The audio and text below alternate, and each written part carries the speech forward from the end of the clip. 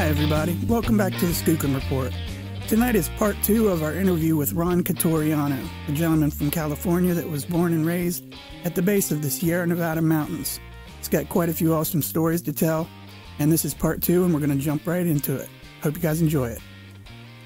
And then so in the last couple of years, now that I'm starting to pay attention, there's all sorts of stuff going on in the forest if you pay attention enough and you're from the right place. And most of the time I'm by myself, and I'm a pretty quiet person when I'm out in the woods. You know, I'll roll up on my motorcycle. When I shut it off, I'm dead quiet. And about 6 months, well, it was 6 months after, it was in June that same year, I was following the snows up to the high country, up to this place that I'd camped at as a kid. And where I was going was the place we used to call Bigfoot, going to a rock that looks out over it. And so as I'm climbing up the mountain, I'm making first tracks in the snow on the four-wheel drive road. So I'm the first person that's been up there since the snow started to melt. And I get to the top, and I noticed that the tree had their bark stripped off and had been dug into several feet off the ground. Like most of them were 5-6 feet off the ground, if not a little higher. And I'm used to seeing that sort of stuff in dead wood that's laying on the ground, because the bears will dig into it to get grubs. Right. But this stuff was torn up, you know, easily. Some of it was as high as I could reach, and I've never seen anything like that before.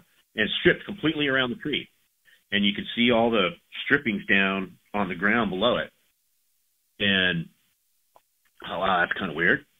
So I rode out to this rocky point that I go out to, and had a really good ride up there. And so as soon as I got there, I took my helmet off and I let out this kind of Ric Flair yell. And then there was a whoop in return from behind a little rocky ridge about 150, 200 yards away. And there's nothing that we hear. And so I kind of just, you know, I whooped back, whoop. Well, then it whooped back, and I whooped back one more time, and then it freaked out. And whatever was making the noise sounded like it was running off up the hill, and it was whooping, like whoop, whoop, whoop, whoop, whoop, whoop, whoop, up the hill. Wow. And maybe like I don't know, like maybe an alarm, let the others know or something? An alarm, like a startled child is really the thing that I got. Because it was a panic. Literally, it was a panic. And yeah, it sounds like it. Actually, I was going to say you don't really much hear that. I can't recall ever hearing an instance like that where it just went off like that. Yeah, and there's nothing in our woods that would make that sort of sound. Right. And when it did that, I noticed that first when it did the first whoop, you could see squirrels stick their heads up out of the brush. And then when it did that alarm thing, the whole forest just went quiet. The birds all stopped. Squirrels, you can usually, it's quiet enough up there, you can hear the squirrels moving around in the undergrowth. Yeah. The squirrels just stopped. The birds stopped. And it was just dead silent. And I got that feeling again that I really needed to leave. I shouldn't be there right then. And so I hopped back on the motorcycle, and I went back down the way I came up, and I got about a quarter mile down the hill, and in the direction where that noise went, I crossed a scent trail that was crossing the road. And it wasn't there when I came up, and it was there on the way down, and it was like wet dog and rotten meat and urine. And it was strong enough that at 40, 45 miles an hour, it stung my nose and made my eyes burn. And I was about, whoa, what is that? Right. and I stopped about 40, 50 yards down the trail, and I started scanning the hillside, and I couldn't see anything moving, but I also felt like I really shouldn't go up there and see if I can get a better view and see if there's any footprints on the road or anything. And see, if anything had crossed the road. But something had definitely crossed the road that left that scent. And it was It was weird. And I actually have that GoPro clip somewhere. I need to find it. Because I'm just filming myself going down the hill, and all of a sudden I'm like, whoa, what the hell is that? And I skid to a stop and look back, and I need to look at it with some software and see anything moving in the field of view. Yeah, because you never know what you might find. Exactly. I was just watching this thing on YouTube last night where somebody pointed out in Survivor Man Bigfoot in episode 7 that there's actually a Bigfoot running through the trees behind him. They never saw it. He never saw it. Nobody saw it. And yeah, apparently that's like, I saw it as plain as day, but that's because it was pointed out to me. Yeah, you already kind of knew what you were supposed to be looking for. Yeah, and I can't see how they missed it, but then again, it's just a black spot. But, you know, you can see in the frames, it's arms, legs, everything. Wow, that's crazy. It is. I'm curious to see what he's going to say about it. Yeah, you know, he shot an episode of his first television show here of Survivor Man, and they went to a little local resort. It's a resort power generation lake town is what it is. And it's Bass Lake. And I think it was the first commercial AC generating station in the country. It's something crazy like that. It's been there since the 1890s or something. And so, but it's now like a little LA vacation community. But there's an old trail that starts at the lake, and it goes up this one creek bed, and it goes up and then just keeps on going up into the high country. And so he started at the bottom of this trail and hiked his way up it. And then the local sheriff's posse was doing a search and rescue training. Yeah, I remember that episode. Yeah, so he decided, well, hey, I'm going to get lost in the forest, and you guys have to try and find me. Yeah. And so he hiked up through. He was about 10 miles west of where all my stuff was going on. But there's other people who have sightings in that area. And I would like to be able to talk to him and find out, you know, if he heard anything when he was in the bush up there. Because where he went, you could go up there and you would be on one of the main roads across the place, which really isn't a main road. It's just a little forest road. Mm-hmm. Did not see anybody for a week. And then maybe a couple guys on motorcycles like us. And so we were riding up there when he was shooting that, and we saw their production vans off in this little turnout in the middle of nowhere. And we're all, somebody must be shooting a television show. So those are definitely film crews. And, we didn't know that's what it was until a couple months later. I'm watching his show, and he starts with the trail, and I recognize the trail. Well, holy crap, that's Bass Lake. He's on Willow Creek Trail. And so, yeah, cool. I wonder if he heard anything out there. Yeah. Back then, though, I don't know that he was necessarily looking for that. Yeah, it could just be the weird noises in the forest. Because I heard him on one of the episodes say something to the effect of, now in hindsight, some of the things that I've heard have been pretty, they could definitely fall underneath that umbrella. Yep, the same, and that's basically my situation, that, stuff that I took for granted and didn't really put too much thought into. Mm-hmm. Now that I know the context of what I've heard and seen, and it starts to paint a different picture. Right. We've been on motorcycle rides, and we'll stop somewhere for a quick rest. It's a place in particular, and we'll have pebbles tossed at us. Oh, yeah, man. We thought they were coming off the hillside, but the hillside is such that if it's going to shed something, it's not going to shed little pebbles. It's going to be dropping big-ass boulders on you. Right. And, but we had these little pebbles, and once we were there,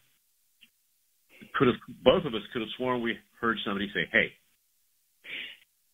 And I've heard that before too. This is amazing. Yeah. And what our thought was that somebody's got a weed growing operation up there, and we're a little too close to their water source, or right, or by where they're coming off the hill, and the guy just kind of let us know that he's up there, or whatever.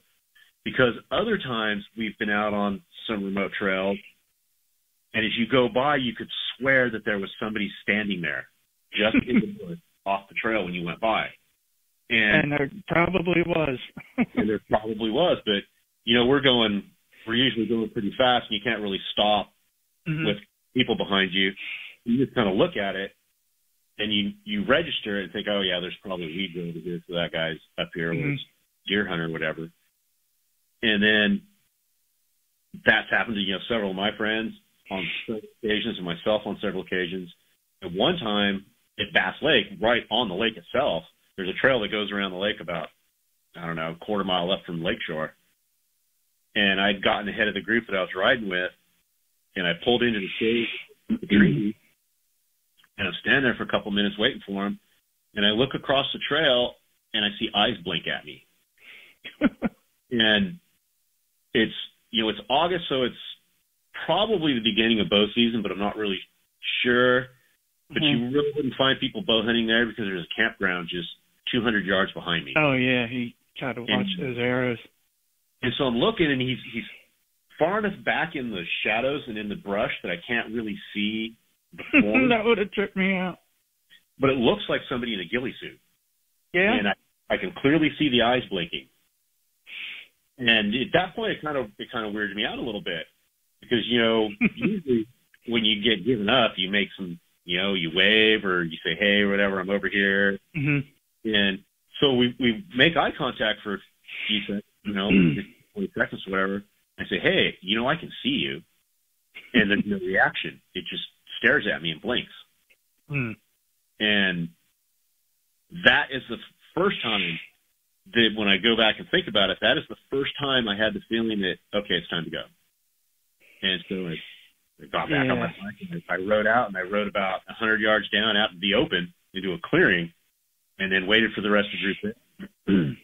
And I never really thought about that until I heard somebody talking about their experience where that it looked like there was a guy in a ghillie suit standing out at their fence line in the middle of the night when the dogs were going crazy or something like that.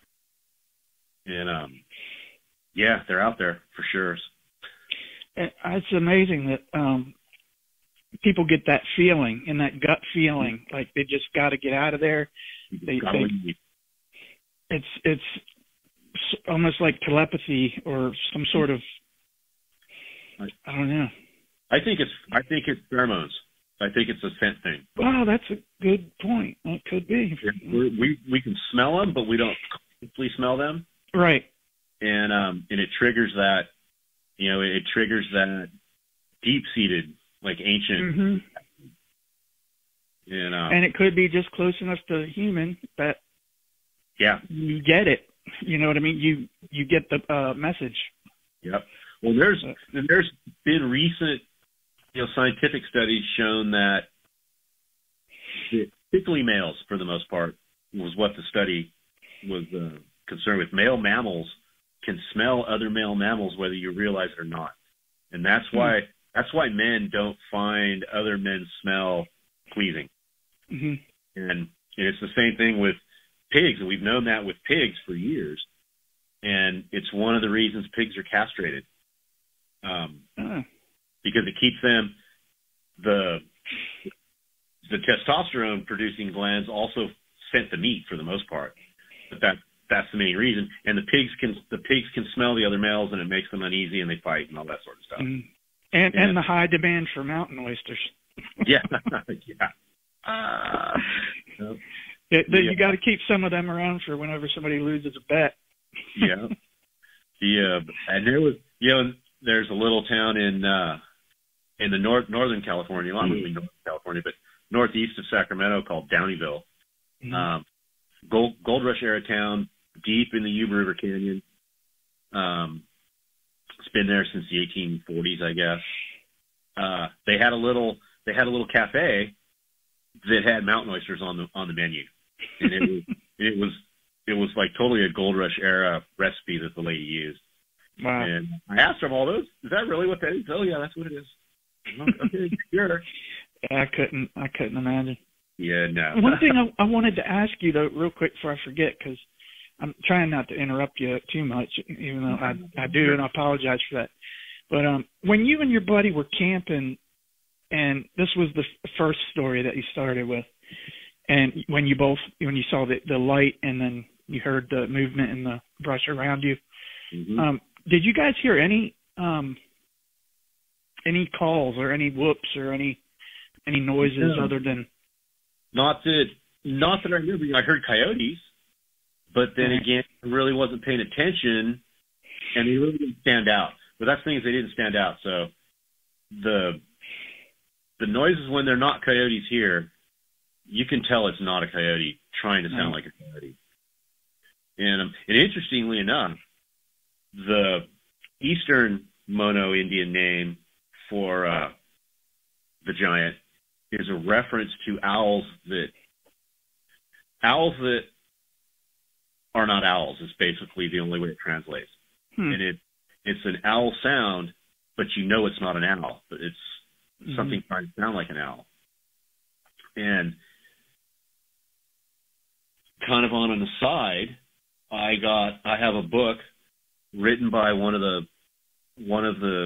were the second wave of settlers that settled this place that I camp at.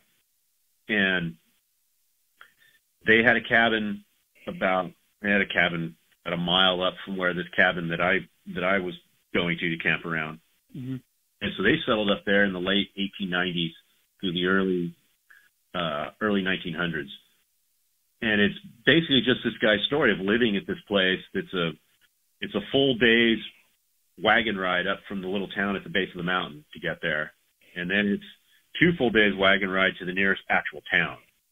And one of the things he talks about, this place up at the top of the ridge, he kind of calls it a magical forest, where you'll hear the owls that aren't owls.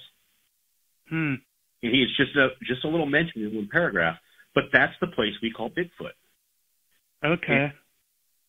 And then he goes on to he talks about the caretaker who took care of the lumber mill that was up there, and it was the only person who wintered over on the mountain. And it's a pretty harsh winter up there. It's at like 6,000 feet in elevation, up on a big, deep river canyon. So it gets, in a normal year, it'll have 15, 20 feet of snow. Sure. He built a stone cabin on a point that a little granite outcrop that was probably a 40-foot drop all the way around it. And he built this stone cabin on this granite outcrop that sat below this granite shelf. So it was treeless. It's treeless for about 300 yards all around this spot.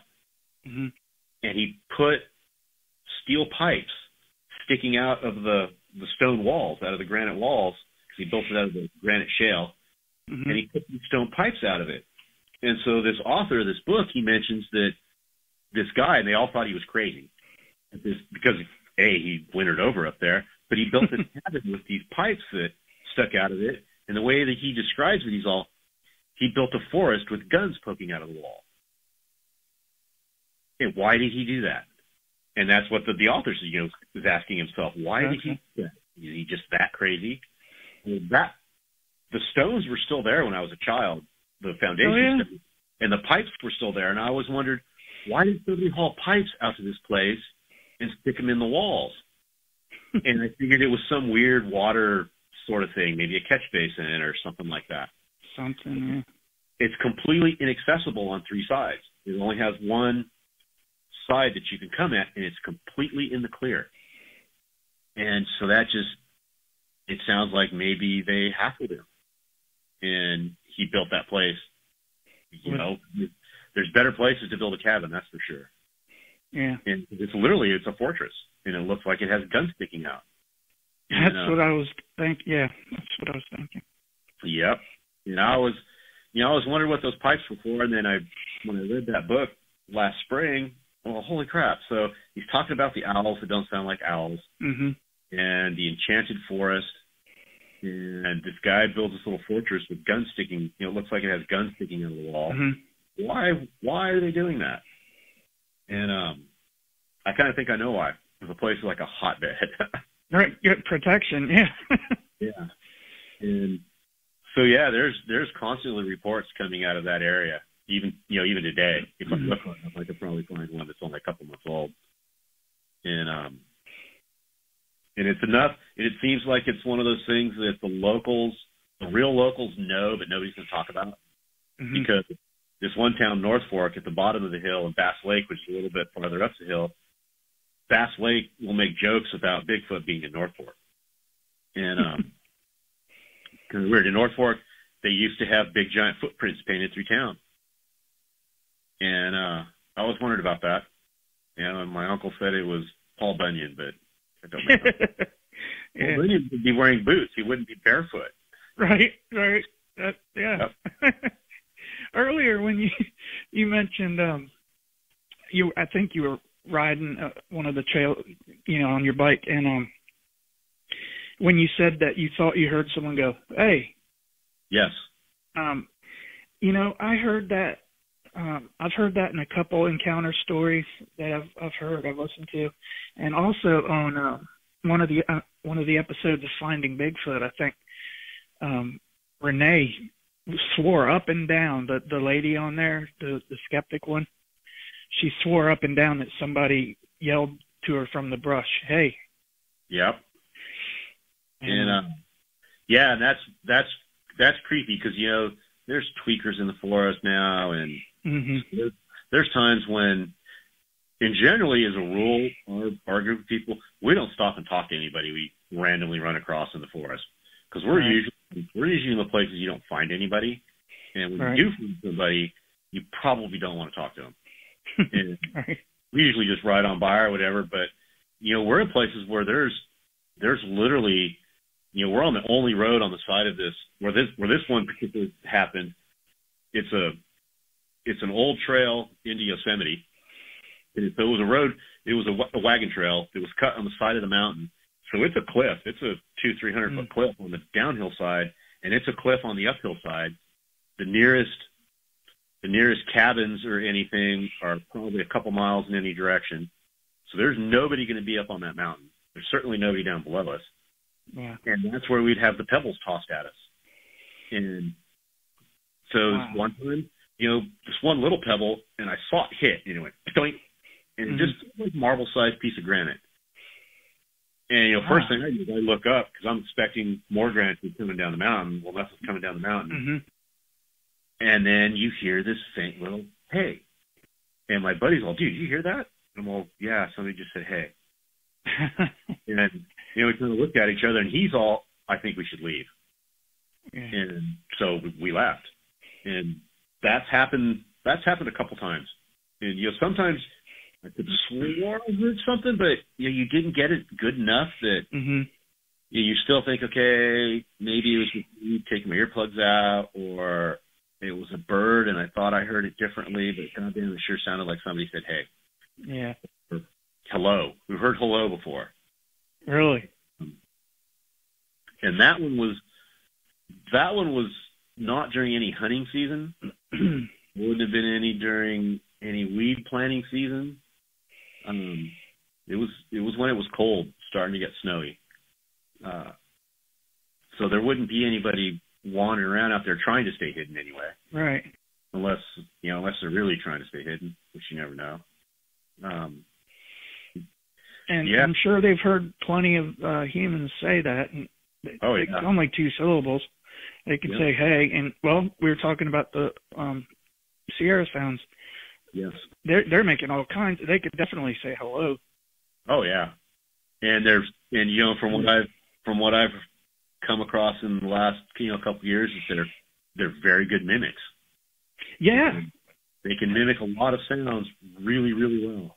Mhm. And when you heard or mentioned the owl that's not an owl. Yeah. I can't remember if it was one of the stories I did or if somebody I talked to, but they said they were hunting in Pennsylvania, and they kept hearing this. Yeah, the guy. It was a story that I did. The guy said that he kept hearing this terrible bird call. He said it sounded like somebody, was using their mouth to try to mimic this bird, but they were doing an awful job of it. And, yep. And with the owls, it sounds like it's huge. Oh. sounds like a huge set of lungs trying to make a small noise. And the first time I've heard it clearly, now that I know what it is, was this past summer. I took a group camping up to this place. Some friends from up north, from Northern California, I brought them down here to go riding and camping at this place. And on Saturday, we had gotten back from our ride, we'd done our camp stuff, and people had gone off to do their own thing for a little while before we all had dinner and whatnot. So there was just me and another guy in camp, and he was doing something on his motorcycle, and I heard an owl in the willows across the creek. And it was totally an owl that's not an owl, because it sounded like it had to weigh 200 pounds. But it was like it was trying to be quiet, but it was making an owl noise. And so I heard the owl noise come from the willows, and then there was a single knock of wood, just a single knock, about, I don't know, 100 yards off to its left, up in the actual forest. And it's not weird, it all started to fit in. When we would camp at this place as a kid, there's an old trail crosses the creek right there, and it's little shallows. It's all surrounded by willows except for where the trail bed crosses. And you would see sets of eyes come down and water the creek and drink at the creek. It's glowing, not really glowing, but the eye shine with oranges, orange and red. And it's not bears. For sure not bears. Because bears' eyes are kind of on the side of their head. Yeah. And these are two binocular vision eyes in the front. And the couple times that it happened, my uncle, my older uncle, who pretty much taught me all my bushcraft, he said, that's probably mountain lions. And which should be disturbing enough, but he just took it as, matter of fact, it's just mountain lions 20 feet across the creek right there. But you could never actually see them. That's the weird part. Is that whatever was getting a drink, we should have been able to at least see its outline from the firelight. But it was just like these eyes in the blackness would go down. You could tell it's drinking because you could actually hear him lapping up the water. You could tell it's drinking, and the eyes would move back up into the brush. And it's amazing how these animals can hide.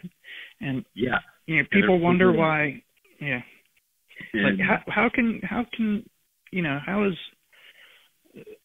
is Bigfoot, if 800 pound 10-foot tall creatures walking around in the woods, how come nobody sees them? Well, and then there's some other things that have happened in this particular area that on the surface are not really odd, but they're kind of out of place. But then you put it in the bigger picture of all this. So somehow the Forest Service got Army Special Forces on their side to go look for weed grows. And so I think they were rangers, and they would come over and they would get dropped off in helicopters up on this ridge set, and they would do their thing for a week, and then they would leave. Man, they got some stories. Yeah, so, and then, there was a lot of weed growing up there, but it just, when I think about it, why did they need the weed growers? Because the Forest Service knew where all the weed grows were, because you could see them from on the hillside. This is a big, giant ridge that runs up like 4,000 feet. And when the stuff is it's a completely different color than all the other foliage. They can literally sit at their office down at the base of the mountain and look out and see, okay, that's weed grow, that's weed grow, that's weed grow. And so they were there for something else. Yeah, that makes me wonder what they were doing creeping around out there. Because they only busted a place once in the 3 or 4 times that I noticed there. In fact, me and my girlfriend ran into them on a kind of a hike bike, like extreme bicycle hike. We were hiking up this ridge, following one of the original Indian trails, and we're deep in the brush where it crosses a creek, and we see these guys in their camo gear up on the ridge, about 100 yards above us, working their way up the hill. And we're like, whoa, stop. Okay. They have to know we're here. Right. We can see them. They got to know we're here. But, they didn't pay any attention to us. They just moved on through the forest up the hill. And I always thought that was kind of weird. What are they looking for in their Mm-hmm. When they're full contact, too. Really? Yeah. And, but they can't use that excuse anymore, the weed growing operations. No, exactly. So, I wonder what they'll say now. Yeah. Or if anything, a lot of times they don't even. Yep. Don't even know that they were there. Right. The only way you would know they were there is if you saw the helicopter come in or happened to see them on the ground. Mm-hmm. But I was working with the Forest Service for land access stuff at the time, and the ranger were telling me, "Oh yeah, we've got these guys coming in. They'll be here next week. So you might want to stay away from that part of the mountain." And weird stuff. They're definitely out there, man. Yep. And I think you can. Yeah, I think people that are in the woods enough. Mm-hmm. More people have had experiences with them than they personally realize. Yeah. And it's little weird stuff that they take for granted or don't really notice because they're not paying attention. And it's just the little things. And yep, they like apples. Yeah. They will steal apples.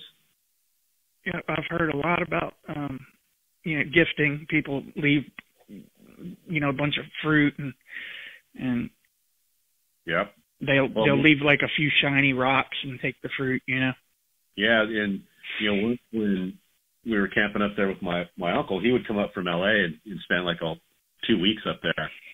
And he came down early one time. And well, Uncle Pat, why are you here in town? Well, somebody broke into my trailer, my cooler, and stole my apples and my lunch meat. So what? And he's like, yeah, I don't know. They left the beer, they left the guns, and the other stuff that somebody who's going to steal would definitely steal. Right. All left. And so when we went up to meet him that time, we decided, well, we're going to hang a bear bag, and we never. And that's the weird thing about this place. There's no bears there. I mean, literally, there are no bears. I've never, in the 50 years I've been going up there, I've never seen a bear on this ridge. And so my uncle decided he's going to hang a bear bag. So we put all the food in a bag and hoisted it up at him. So it's hanging off the ground, a good 12 feet off the ground, and probably 6 feet out from the tree on a limb, and then tied off. And we get up in the morning, and the food bag's gone. Oh man, yeah, goodness gracious. And yeah, that was weird because there's no way a bear. Right. Because it would have broken, the branch tied off on, and that wouldn't be but a little reach up and jump and grab that thing. Not even much of a jump for like an 8-9 footer. And the rope was still there. The bag was gone. And so it unhooked the bag, and that was things I didn't think twice about when I was a kid. There was raccoons climb down on the rope and let the bag go. Yeah, sure. No. But yeah, now you would, man, you got quite a log history of happenings that you can't just say it was all bears doing it. Yeah, exactly. And and like you said, it's a good. I'm glad you mentioned that. You've been running around in this mountain for 50 years.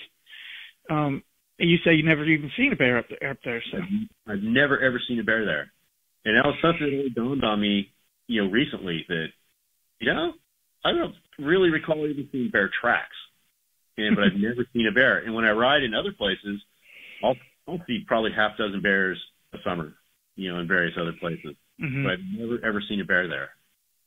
And that's interesting. Yeah, why are there not bears here? And generally, if you find something missing, that's because something has taken its niche. Right. And that kind of starts to make sense. That there's not. Well, they'll move on until they can find food and whatever it is that they're they need every day. Yep. That's a real good point. That was our interview with Ron Quitoriano here on the Skookum Report. And he said if he has anything that happens in the future, another sighting or an encounter, anything like that, we'll be the first he'll let know. And then we'll just get it out to you guys in another Skookum Report. And so he'll probably be on the show again, right at the base of the Sierra Nevada mountains. A lot of activity there. If you or anybody you know has had an encounter or a sighting and you'd like to have it on the show, shoot me an email at skookumreport@gmail.com. That's skookumreport@gmail.com, and I'll be sure to get it up on the show for you. No problem at all. Don't forget to subscribe, hit that like button, and leave a comment and say hi. I love chatting with you guys. And let's see, anything else? I don't think so. I got some good stuff coming up in the future, though. Got another interview tonight with a gentleman from Georgia. You guys are going to love it. I can't wait. This guy's got so much to tell, and it just keeps getting better and better.